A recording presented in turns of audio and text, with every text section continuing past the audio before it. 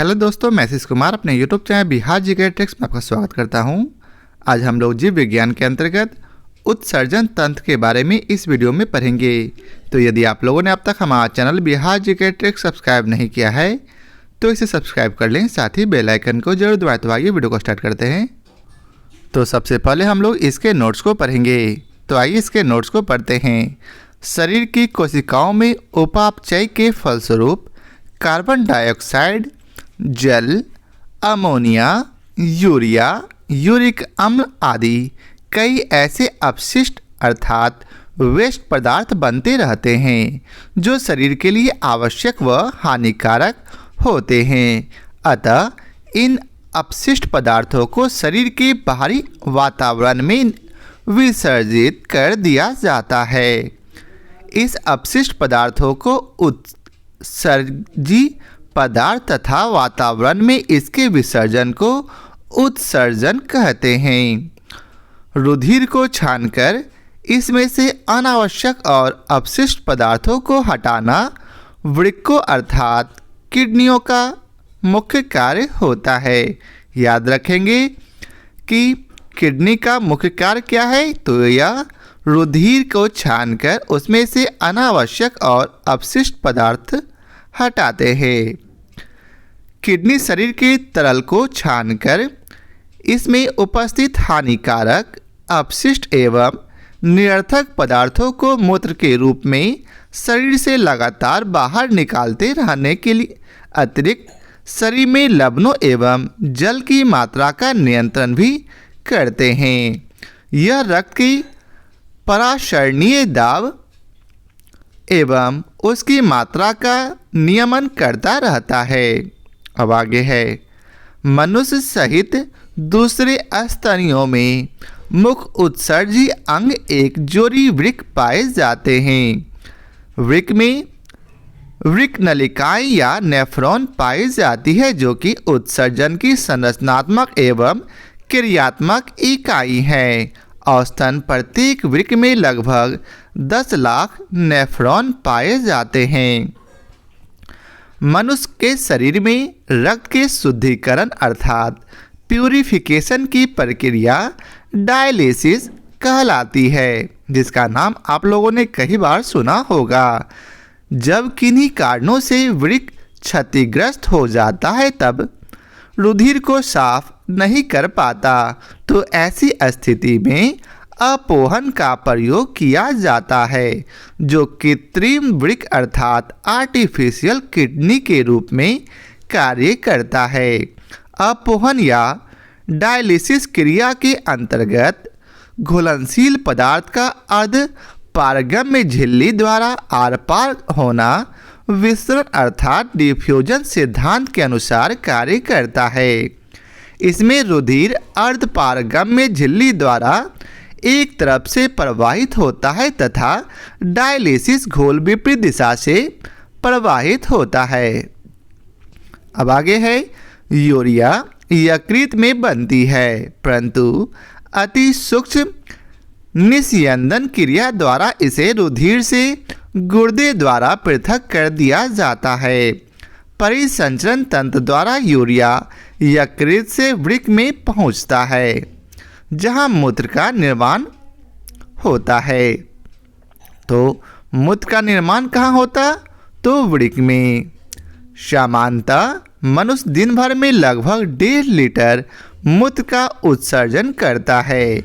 मूत्र हल्की अम्लीय जिसका पीएच मान 6 होता है तथा यूक्रोन की उपस्थिति के कारण इसका रंग हल्का पीला होता है।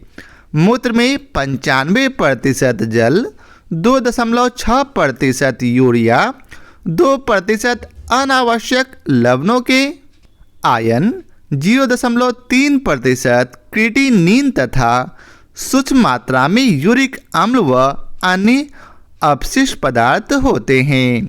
अब आगे है, कैल्शियम ऑक्सलेट के कारण वृक्क में पथरी या असमरी बनती है अर्थात स्टोन्स बनती है। यह खनिज लवण प्रायः वृक्क की पेल्विक में एक पिंड के रूप में एकत्र अर्थात जमा हो जाते हैं, जिससे मूत्र के रास्ते में रुकावट आती है। यकृत अल्कोहल के निराविशन के लिए उत्तरदायी है। यह जटिल रासायनिक अभिक्रियाओं के माध्यम से हानिकारक तत्वों का निराविशन करता है। त्वचा से अनावश्यक लवण व यूरिया आदि पसीने के रूप में बाहर निकलते हैं। यकृत त्वचा तथा फेफड़े उत्सर्जन में सहायक अंग है। अब आइए चलते इसके प्रश्न कोश को पढ़ते हैं।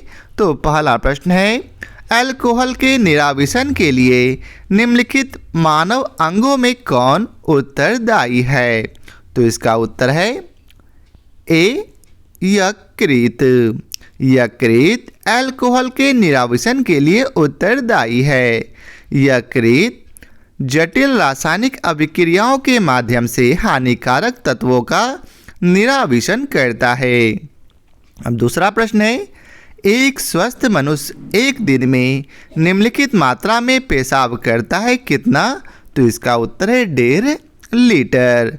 एक स्वस्थ मनुष्य एक दिन में लगभग 1.5 लीटर पेशाब करता है।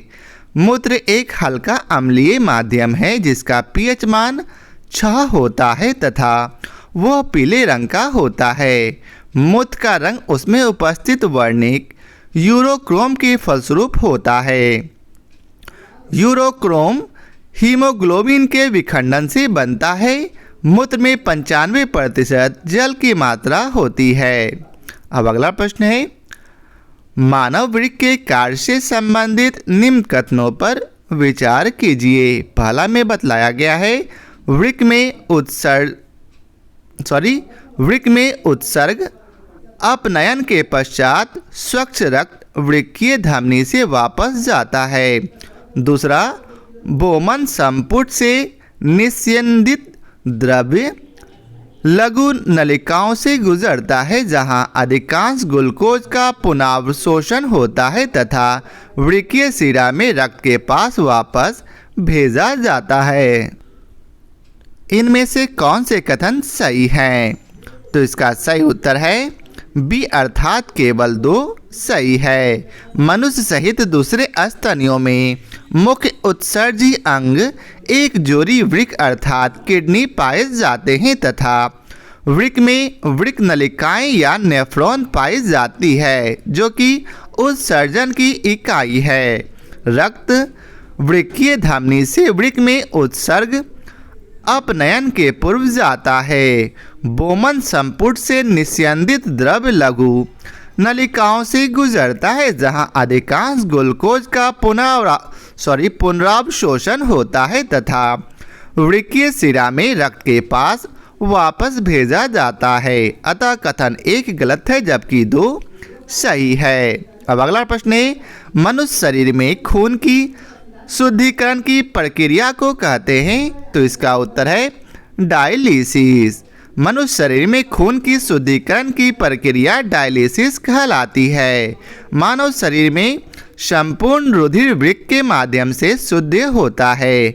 यह रुधिर से नाइट्रोजन यौगिक यूरिया तथा यूरिक अम्ल आदि को पृथक करता है और रक्त की परासरणी दाब एवं उसकी मात्रा का नियमन करता है। अब अगला प्रश्न है, निम्न में से कौन सा सही है? तो इसका उत्तर है शरीर में सारा रक्त किडनी के माध्यम से शुद्ध होता है। अब अगला प्रश्न है, डायलिसिस किससे संबंधित है? तो इसका उत्तर है वृक्क अर्थात किडनी से। अपोहन अर्थात डायलिसिस क्रिया वृक्क से संबंधित है जो कि कृत्रिम वृक्क के रूप में कार्य करता है। इसका उपयोग उस समय किया जाता है जबकि दोनों वृक्क अपना कार्य करना बंद कर देती है। डायलिसिस क्रिया के अंतर्गत घुलनशील पदार्थ का अर्धपारगम्य झिल्ली द्वारा आर पार होना विल्सन सिद्धांत के अनुसार कार्य करता है। इसमें रुधिर अर्धपारगम्य झिल्ली द्वारा एक तरफ से प्रवाहित होता है तथा डायलिसिस घोल विपरीत दिशा से प्रवाहित होती है। अब अगला प्रश्न है, यूरिया किसके द्वारा रक्त से पृथक किया जाता है? तो इसका उत्तर है गुर्दा के द्वारा। यूरिया अति सूक्ष्म निस्यंदन क्रिया द्वारा रुधिर से गुर्दे द्वारा पृथक कर दिया जाता है। क्योंकि यूरिया एक उत्सर्जी पदार्थ है जिसका शरीर से बाहर निकलना अति आवश्यक है, इस प्रकार यूरिया मूत्र के माध्यम से शरीर से बाहर निकल जाती है। अब अगला प्रश्न है, मानवों में गुर्दे निम्नलिखित में से किस प्रणाली के अंग है? तो इसका उत्तर है एक्सक्रीशन के। मानवों में गुर्दे या किडनी उत्सर्जन तंत्र के प्रमुख अंग है, जिसे अंग्रेजी में एक्सक्रेटरी सिस्टम कहते हैं। रुधिर को छानकर इसमें से अनावश्यक और अपशिष्ट पदार्थों का हटाना गुर्दे का मूल कार्य है। अब अगला प्रश्न है, वृक्क से प्रति मिनट औसत रक्त प्रवाह होता है कितना? तो इसका उत्तर है 1200 सीसी। वृक्क मानव शरीर का सबसे महत्वपूर्ण अंग है। इसका मुख्य कार्य रक्त की शुद्धि के साथ साथ शरीर से विषाक्त पदार्थों को मूत्र के माध्यम से बाहर निकालना। मानव वृक्क प्रतिदिन लगभग 1500 लीटर रक्त की शुद्धि करता है तथा लगभग 1.5 लीटर मूत्र में तब्दील करता है। वृक्क से प्रति मिनट 1200 सीसी रक्त प्रवाहित होता है। अब अगला प्रश्न है, अपोहन जिसके कार्य संपादन हेतु प्रयुक्त होता है वह है? तो इसका उत्तर है वृक्क। जब वृक्क किन्हीं कारणोंवश क्षतिग्रस्त हो जाता है तथा रुधिर को साफ नहीं कर पाता है तो ऐसी स्थिति में रुधिर को साफ करने हेतु अर्थात इसमें से उत्सर्जी पदार्थ अलग करने के लिए अपोहक का प्रयोग किया जाता है, जो कि कृत्रिम वृक्क के रूप में कार्य करता है। अब अगला प्रश्न है, जब वृक्क कार्य करना बंद कर देते हैं तो निम्न में से कौन सा पदार्थ जमा होता है? तो इसका उत्तर रक्त में नत्र जनित अपशिष्ट पदार्थ जमा होने लगता है। शरीर में उपापचय के दौरान बहुत से ऐसे पदार्थ बनते हैं जो कि शरीर के लिए हानिकारक होते हैं। इन्हें नत्रजनित अपशिष्ट पदार्थ कहते हैं, जैसे अमोनिया, यूरिया, यूरिक अम्ल इत्यादि। विक्र अर्थात किडनी अति सूक्ष्म निस्यंदन अर्थात अल्ट्राफिल्ट्रेशन क्रिया द्वारा इन्हें रुधिर से अलग कर मूत्र के रूप में बाहर निकालने में सहायक होती है। अब अगला प्रश्न है, निम्नलिखित में से कौन मानव गुर्दे का सामान्य कार्य नहीं है? तो इसका उत्तर है रक्त में शर्करा की मात्रा का नियंत्रण करना। यह मानव गुर्दे का सामान्य कार्य नहीं है। अग्नाशय इंसुलिन नामक हार्मोन उत्पन्न करता है जो रक्त में शर्करा की मात्रा को नियंत्रित करने में मदद करता है। अन्य तीनों विकल्प मानव गुर्दे के सामान्य कार्य हैं। अब अगला प्रश्न है, मानव वृक्क असमरी अर्थात किडनी स्टोन्स में पाए जाने वाला प्रमुख रासायनिक यौगिक है? तो इसका उत्तर है कैल्शियम ऑक्जेलेट। वृक्क की पेल्विस में खनिज लवण कैल्शियम ऑक्जेलेट में क्रिस्टल एक पिंड के रूप में एकत्र हो जाते हैं, जिससे मूत्र के रास्ते में रुकावट आती है। कैल्शियम ऑक्जेलेट के कारण वृक्क में पथरी या असमरी बनती है। अब अगला प्रश्न है, मानव गुर्दे में बनने वाली पथरी प्रायः बनी होती है? तो इसका उत्तर है कैल्शियम ऑक्जेलेट की। अब आइए चलते हैं अगले प्रश्न पर। तो अगला प्रश्न है, मानव गुर्दे में पथरी निम्न में से किसकी वजह से बनती है? तो इसका उत्तर है कैल्शियम ऑक्जेलेट। तो यह था आज के वीडियो का आखिरी प्रश्न। आशा करता हूँ आप लोगों को हमारा यह वीडियो पसंद आया हो। यदि आप लोगों को हमारा यह वीडियो पसंद आया हो तो इसे लाइक और शेयर जरूर करें। फिर मिलते हैं नए चैप्टर के साथ। आज के लिए बहुत बहुत धन्यवाद।